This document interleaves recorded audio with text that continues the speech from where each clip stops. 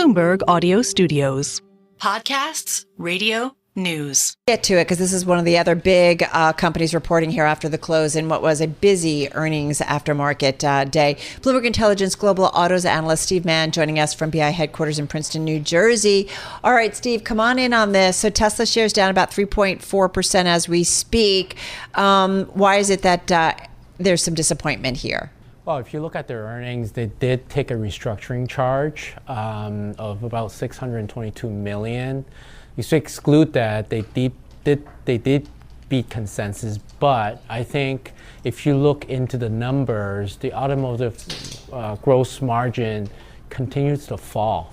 And I think the street was expecting it to kind of stabilize, given that price cuts have slowed down and battery costs have come down.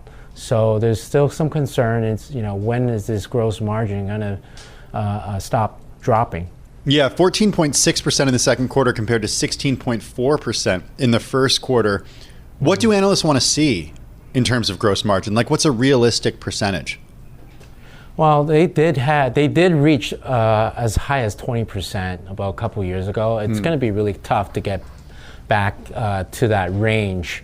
They're going to have to do a lot. One of the things that that I think the street's talking about is the Optimus humanoid robot that they're going to bring online internally and hopefully to cut some of the fixed costs.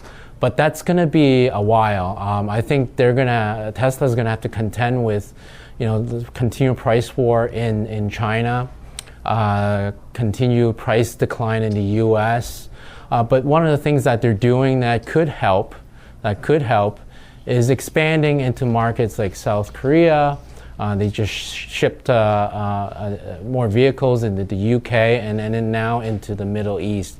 Hopefully the increased scale, and I think that will be some of the questions we're going to have at the earnings call, is are they going to able to increase scale to improve the gross margin? So Steve, is this a report from a Tesla that is just maturing in a more competitive market, or is this a Tesla showing signs of some strain, some struggles, if you will, and some questions about the outlook? Yeah. Well, it's definitely getting more competitive. I think the concern is that they're maturing. The auto business is maturing. GM reported earnings today, and their automotive gross margin is 14%. Tesla is around 16%. So it's getting awfully close to what GM, the legacy automakers' gross margins are. So the concerns are there. The outlook, I think there's going to be a lot of focus on, like I said earlier, are they able to build scale in new markets? And then secondly, their AI endeavors. They've delayed the August 8th event on AI to a couple of months. I think a lot of investors will want to probe a little bit more to get a glimpse of what they plan to talk about in October. Well, let's talk a little bit about that. You're talking about an AI event. Some people refer to it as the robo-taxi event. How do they refer to it? I don't know. How do they refer to it internally? No, it was like the way you said it, the robo-taxi. The robo-taxi. Yeah. Steve, how do they refer to it, though? Because this is something Elon Musk has talked about for the better part of a decade. Yeah, I think they are referring to an AI event. I think they do want to pivot. They know the auto industry. It's not new to us. The auto industry is a commoditized business. You got the Chinese, able to build cars for much cheaper. So he knows that there's a lot of value to be had in AI, and so he does want to start pivoting the company to be an AI company, less so of an auto company. So but are you confident from an analyst perspective that he can realistically do that? Because the joke with robotaxi self-driving has been next year, and it hasn't shown up yet. Yeah. I think there's a lot of hurdles. One of the biggest hurdles to getting robotaxi to be across the board on the roads is really the regulations. And I know, not only Tesla, but every automaker is trying trying to convince the government that these are safe, much safer vehicles than they are operated by humans.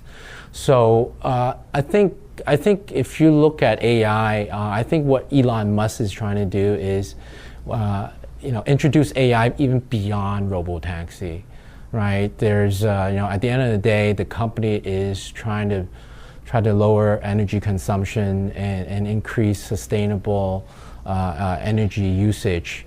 So if you can imagine, for example, one thing is, all these vehicles have large batteries in them.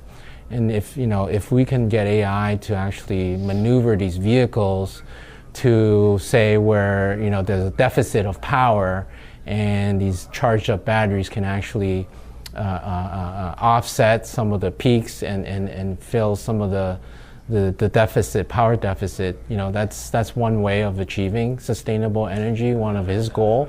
So I think for us, we can't just think of it as robotaxi. You got to think of it as, you have energy storage in a vehicle, in a moving vehicle, plus the computers in these vehicles are probably more powerful than some of our PCs.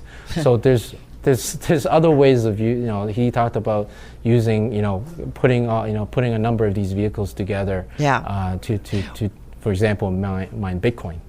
Yeah. Well, I'm looking at our live blog here, and our Dana Hall, who obviously covers Tesla and Elon Musk, notes something from Gene Munster of Deepwater Asset Management. Says the whole story here is about what else is to come. Again, this is from Gene. The stock is drifting because of the run-up, but there are a lot of questions about the unboxed manufacturing strategy and what that means for the robotaxi, which means we probably won't see a robotaxi until 2026 or 2027. Munster, Dana adds, is referring to this line in the deck, quote, "Our purpose-built robotaxi product will continue to pursue a revolutionary unboxed manufacturing strategy." It sounds very Elon Musk, right? Like don't really quite know exactly what that means, right? Yeah, I think in our assumptions, I don't think robotaxi is going to be even profitable not until the next decade.